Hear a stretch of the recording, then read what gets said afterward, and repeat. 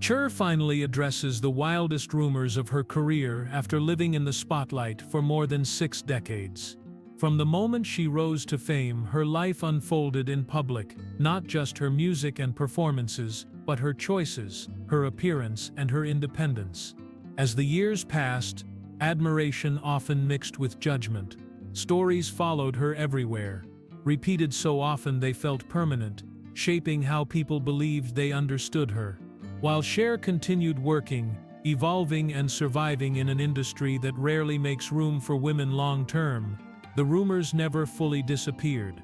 Now at 78, something has changed. With time behind her and no need to prove herself, Cher is finally ready to speak plainly about the stories that shadowed her for years. Not to correct every detail, and not to relive the past, but to take back control of her own narrative. And once she does, the line between myth and truth becomes impossible to ignore. Cheryl Sarkeesian entered the public eye in the 1960s, at an age when most people are still figuring out who they are. She did not arrive with a long plan or a carefully shaped image. Fame met her early, quickly, and with an intensity that left little room for privacy or gradual growth. Her rise happened fast. One moment she was a young woman finding her voice, and the next she was recognizable everywhere. The attention was immediate and constant. Her look stood out. Her presence felt different. Audiences noticed her not just for how she sounded, but for how confidently she occupied space in a world that rarely invited young women to do so. That visibility came with a cost she could not have predicted. From the beginning, people focused on how she looked and what she represented before asking who she actually was. Image arrived before identity had time to settle. The public began forming conclusions while she was still becoming herself. Early success amplified everything. Applause was loud, but so was scrutiny. Her face appeared in magazines. Her name circulated in headlines, and her image became familiar to people who had never met her. That familiarity created a false sense of ownership. Many felt they knew her simply because they had seen her. What made those early years especially formative was how quickly admiration turned into expectation. The public did not just watch Cher perform. They watched how she dressed, how she spoke, how she moved through the world. Every detail became part of a larger story. Others were eager to tell on her behalf. She did not set out to challenge norms. She simply existed as herself. Yet confidence was often misread as defiance, and independence was treated as spectacle. The gap between who she was and who she was perceived to be began widening before she even realized it was happening. Because fame arrived so early, Cher learned to live with attention before she learned how to shield herself from it. There was little separation between the person and the projection. What the audience saw became inseparable from what they assumed, and those assumptions hardened quickly. These years planted the seeds for what would follow. When people believe they understand someone from a distance, curiosity often turns into entitlement. The early fascination with Cher's image laid the groundwork for later speculation, not because she invited it, but because visibility made her accessible in ways that were never truly fair. Looking back, those beginnings explain much of what came later. Rumors did not emerge out of nowhere. They grew from a foundation built in those first years, when a young woman became famous before she had the chance to define herself privately. Fame found Cher before she fully understood herself. And once it did, it never truly let go.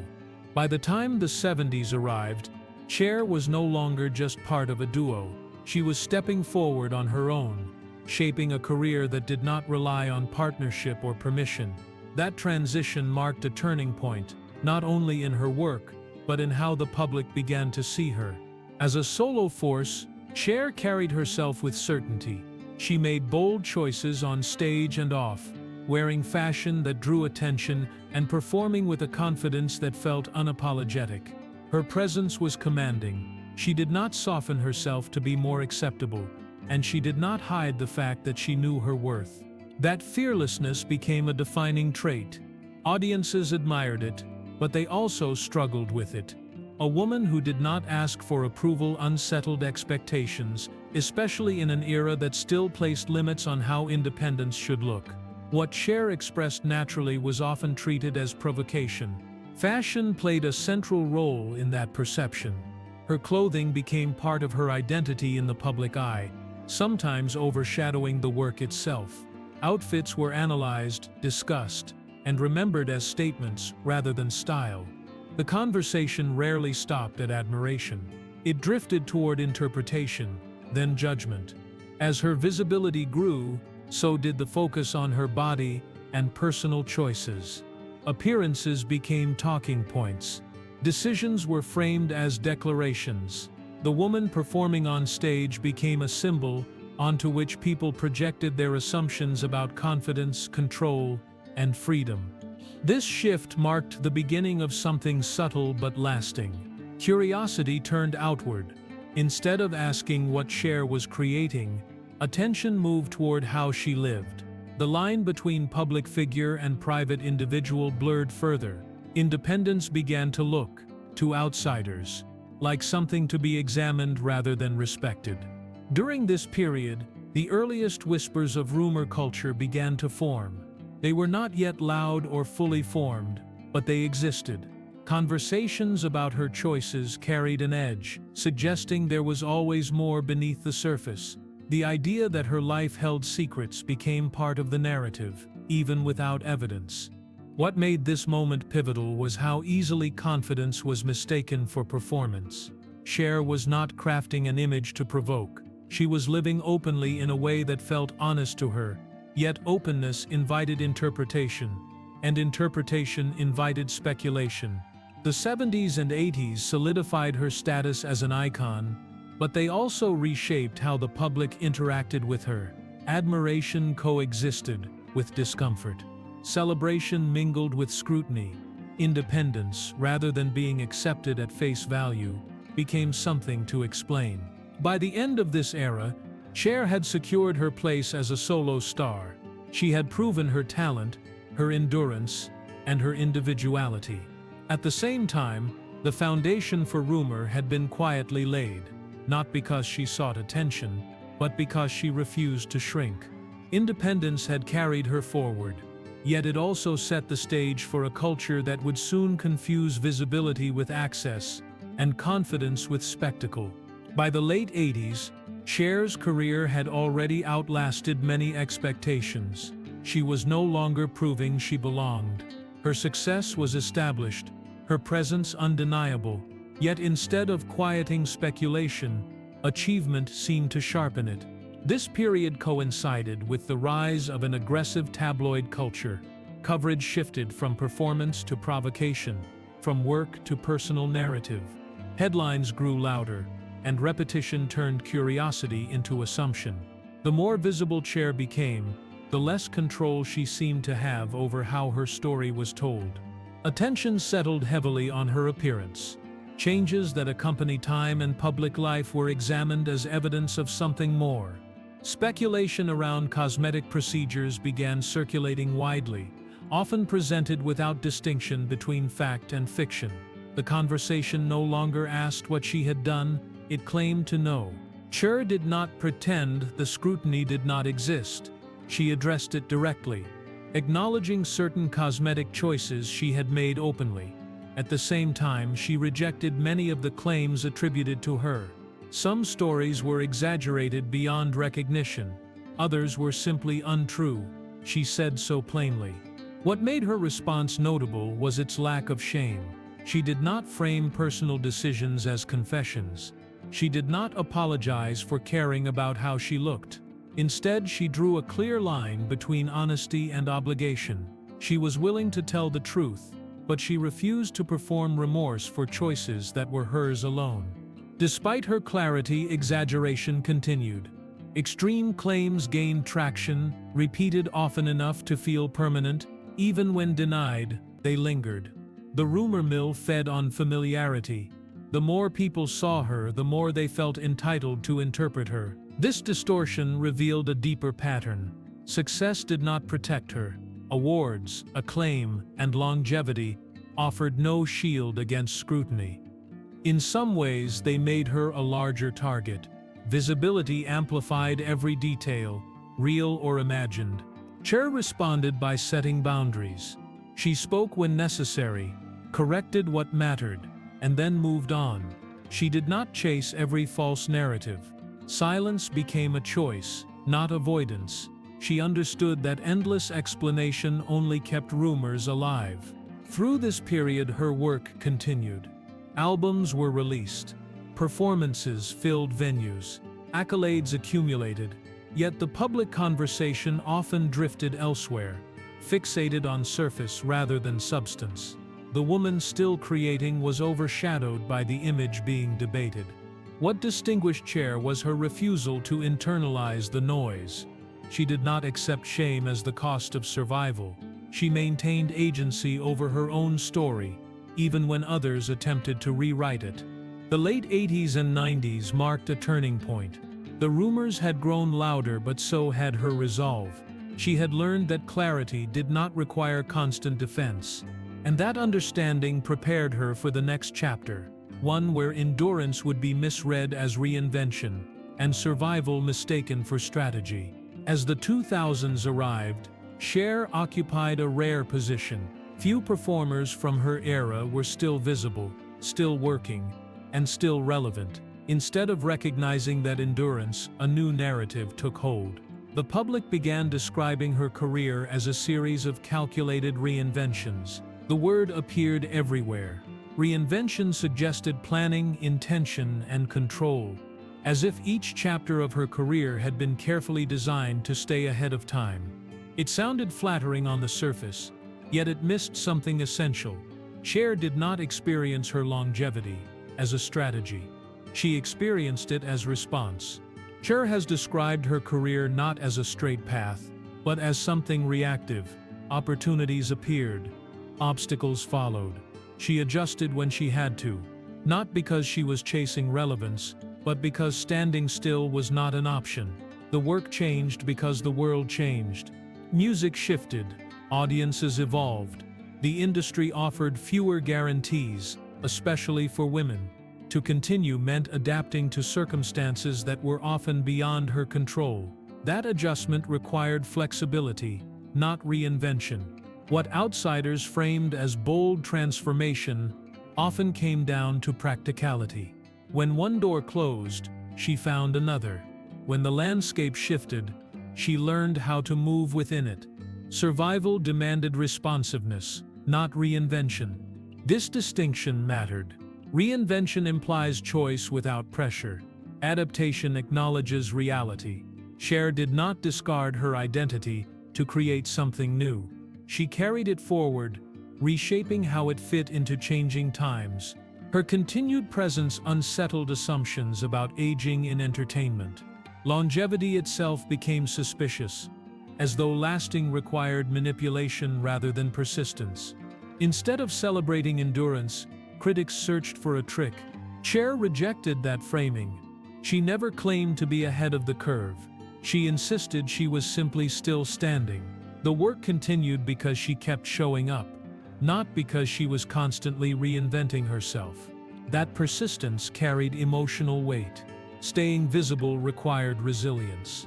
Adjusting again and again required stamina. Each era demanded something different, and she met those demands without erasing herself. What the reinvention narrative failed to capture was fatigue. Adapting over decades is not glamorous. It involves loss as much as gain. Cher understood that staying present meant accepting change without surrendering identity. By the end of this period, she had proven something rare. Longevity was not a gimmick. It was a testament to endurance. She had not gamed the system. She had survived it. This reframing matters because it strips away illusion. Cher's career was not a sequence of masks. It was a continuous thread, shaped by circumstance rather than calculation. The 2000s did not represent a new version of Cher. They revealed the same one, still adjusting, still moving, and still misunderstood. And that misunderstanding would follow her into the most personal chapter of all, aging in full view of the world. By the 2010s, Cher had nothing left to prove. Her legacy was secure, her influence undeniable. Yet the public continued to project expectations onto her, especially when it came to how she should age. Grace was assumed to mean silence, gratitude, and quiet acceptance. Cher offered something else entirely. In recent years, she has spoken candidly about aging, refusing to dress it up as wisdom or reward. She admitted she does not enjoy it. She did not frame time as a gift or pretend it brought clarity she never asked for. That honesty stood out in a culture that often demands optimism from women simply for growing older. For much of her career, humor acted as armor. Jokes softened difficult questions, wit redirected attention. Laughter created distance between her and invasive scrutiny. It worked, and for a long time it protected her. Now, that protection looks different. Clarity has replaced deflection. Instead of turning discomfort into comedy, Cher speaks plainly. She no longer cushions her words for the sake of comfort, either her own or the audience's. The shift is subtle but unmistakable. This change does not come from bitterness. It comes from certainty. With decades behind her, Cher no longer feels compelled to perform resilience. She does not romanticize endurance or disguise fatigue. She acknowledges it. The public response has been mixed. Some admire the honesty. Others seem unsettled by it. There is comfort in familiar narratives about aging, especially when they avoid discomfort. Cher disrupts those narratives by refusing to follow them. What makes this moment powerful is its simplicity. She does not offer lessons. She does not frame her experience as universal. She speaks only for herself. In doing so, she removes the expectation that aging must look a certain way. Age, for Cher, has become a form of liberation, not because it is easy, but because it removes the need for approval. She has lived long enough to recognize which voices matter and which do not. The noise fades when clarity takes its place. This freedom reshapes how she engages with the world. Interviews become conversations rather than performances. Answers become statements rather than evasions. She no longer carries the responsibility of managing perception. Aging in full view has always been part of her life. The difference now is agency. She controls how much she shares and how she frames it. There is no apology in her tone, only acceptance. This chapter reframes what visibility can mean later in life. It does not have to be graceful in the traditional sense. It can be honest, direct, and unfiltered. And that honesty sets the stage for the moment many never expected. After decades of silence, deflection, and endurance, Cher would finally address the rumors directly. Not out of frustration, but because she was ready. In her late 70s, Cher reached a place few public figures ever do. The pressure to clarify, correct, or convince simply lifted. Recent interviews reflected that shift clearly. When asked about the rumors that followed her for decades, she did not deflect or soften her answers. She spoke directly, without irritation and without apology. The tone was different from earlier years. There was no performance in her responses, no attempt to manage reaction. She addressed long-standing speculation with calm certainty, choosing her words carefully and then moving on. The truth no longer needed reinforcement. It stood on its own. That same clarity appeared when the conversation turned to her relationship with Alexander A.E. Edwards. Public reaction focused immediately on the age difference, turning a personal relationship into a talking point. Headlines debated numbers. Commentators offered opinions. The familiar pattern returned. Cher did not engage with it the way many expected. She did not defend her choice or offer justification. Instead, she dismissed the premise entirely. The opinions of strangers, she explained, held no authority over her life. They were not living her days, sharing her experiences, or carrying her responsibilities. What stood out was not defiance, but ease. There was no tension in her tone. No need to convince anyone of anything. The relationship existed. The criticism existed. One mattered to her. The other did not. This response marked a turning point.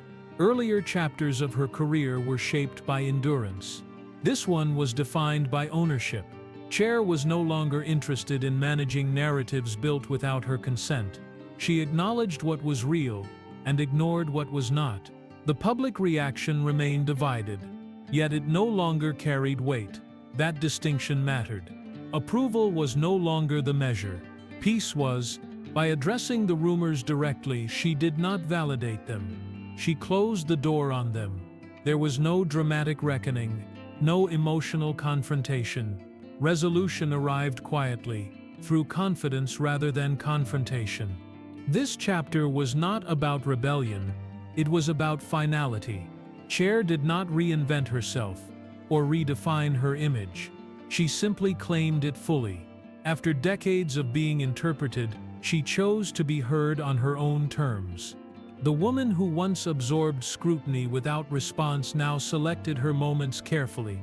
When she spoke, it was because she wanted to, not because she felt obligated.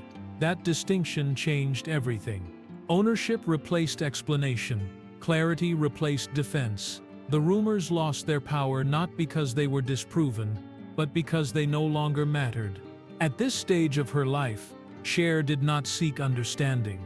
She accepted herself. And in doing so, she closed a chapter that had been open far too long.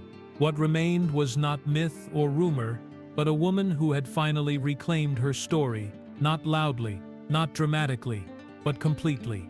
Cher has spent more than 6 decades being seen, discussed, and defined by people who never truly knew her. From the moment she entered the spotlight, the world built stories around her, often louder than her own voice. Yet through every chapter she continued forward, creating, enduring, and living on her own terms. Looking back, the rumors say less about Cher than they do about the culture that consumed them. They reflect discomfort with independence, fascination with visibility, and an insistence on explaining women who refuse to shrink. Through it all, Cher never disappeared. She waited. Now, in this final chapter, there is no anger in her honesty. There is calm. There is acceptance. The woman introduced at the beginning is no longer defined by speculation, but by ownership. She does not argue with the past or rewrite it. She simply stands apart from it. And in that distance, peace finally settles. For more emotional stories, check out this video.